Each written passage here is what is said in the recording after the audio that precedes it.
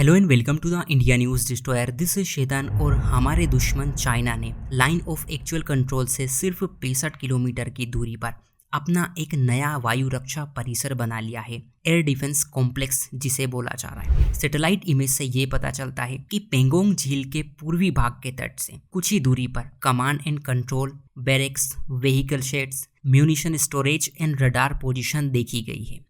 भारत के लिए बुरी खबर है क्योंकि दुश्मन सीमा पर जंग की तैयारी करने में लगा हुआ है, वो भी ऐसे टाइम में जब ट्रंप के 50% टेरिफ के बाद भारत और चीन के रिश्ते पटरी पर आ रहे थे। चाइना ने ट्रंप के टेरिफ के खिलाफ इंडिया को सपोर्ट किया था। हमारे प्राइम मिनिस्टर चाइना में एससीओ की समिट में गए थे। भारत और चीन के बीच डायरेक्ट फ्लाइट जो बंद हो गई थी वो भी शुरू हो चुकी है। करीब 5 साल के अंतराल के बाद हमने चीनी नागरिकों को पर्यटन वीजा देना शुरू कर दिया। कैलाश मानसरोवर की यात्रा भी स्टार्ट हो गई। लेकिन इन सब के बावजूद अगर इसी तरह की बातें हमारे सामने आती है तो हमें सावधान और सतर्क रहने की जरूरत है। पेंगोंग लेक वही जगह है जहां भारत और चीन के बीच 2020 में झड़प देखने को मिली थी। युद्ध जैसा माहौल बन गया था। दोनों तरफ की सेनाएं जंग की तैयारी में लग गई थी।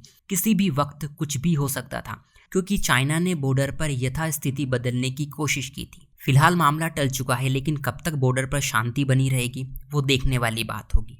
लेकिन इन सैटेलाइट इमेज ने एयर डिफेंस कॉम्प्लेक्स के कुछ चौंकाने वाले खुलासे किए, जैसे कि यहाँ पर ढकी हुई लॉन्च पोजीशन है जिसमें स्लाइडिंग वाली छत लगी हुई है, और इन कवर्ड मिसाइल लॉन्च पोजीशन में ट्रांसपोर्टर इरेक्टर लॉन्चर को रखा जाएगा। और माना जा रहा है कि इसमें HQ-9 surface to air missile system को छिपा कर रखा गया है। चीन का HQ-9 ये वही एयर डिफेंस सिस्टम है जिसको भारत ने ऑपरेशन सिंदूर में डिस्ट्रॉय कर दिया था। लेकिन फिर भी ये air defence system aircraft, cruise missile और टैक्टिकल बैलिस्टिक मिसाइल के खिलाफ एक सुरक्षा प्रदान करता है। इसकी रेंज भी 120 से 300 किलोमीटर के आसपास है और करीब 180 किलो इसकी मिसाइलें वॉरहेड्स ले जा सकती हैं। लेकिन भारत के लिए बुरी खबर इसलिए क्योंकि चाइना का ये एयर डिफेंस कॉम्प्लेक्स हमारी न्योमा एयरफील्ड के ठीक सामने है और हमारी न्योमा एयरफील्ड LAC के काफ़ी पास में। ऐसे में चाइना अगर वहाँ पर रडार्स, मिसाइल साइट्स और आर्टिलरी जैसी चीज़ें रखता है तो हमारे एयरक्राफ्ट को टेक ऑफ और लैंडिंग के दौरान आसानी से ट्रैक और टारगेट किया जा सकता है।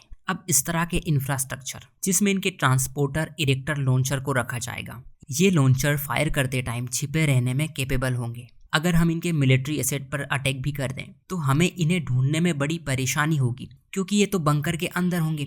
मतलब हमारे हमलों से इस तरह के इंफ्रास्ट्रक्चर चाइना के मिलिट्री एसेट को प्रोटेक्ट करेंगे। इस तरह के डिफेंस कॉम्प्लेक्स चाइनीज आर्मी को मोबिलाइजेशन में काफ़ी हेल्प करेंगे, चाहे ट्रूप्स डिप्लॉयमेंट की बात होती है, हथियार रखने की हो, लॉजिस्टिक सपोर्ट की हो। चाइना अपनी आर्मी, अपने सोल्जर और अपने इक्विपमेंट को बॉर्डर के पास आसानी से डिप्लॉय कर सकता है, जो कि युद्ध के समय इनके रिएक्शन टाइम को कम करेगा। ये लोग इस कॉम्प्लेक्स के जरिए हमें मॉनिटर करने की कोशिश करेंगे क्योंकि यहाँ पर कमांड एंड कंट्रोल है, यहाँ पर सेंसर लगे हुए हैं। आने वाले टाइम में यहाँ पर ड्रोन भी रखे जाएंगे और ये सब मिलकर हमारे बेसिस को और हमारी कम्युनिकेशन लाइन इनकी सर्विलेंस करेंगे। ये इंडियन एयरफोर्स के लिए भी चिंता करने वाली बात है क्योंकि चाइना वहाँ पर एयर डिफेंस सिस्टम डिप्लॉय कर रहा है। अगर निकट भविष्य में हमारी वायुसेना को ऑपरेशन चलाने पड़े तो ये ऑपरेशन जोखिम भरे साबित होंगे।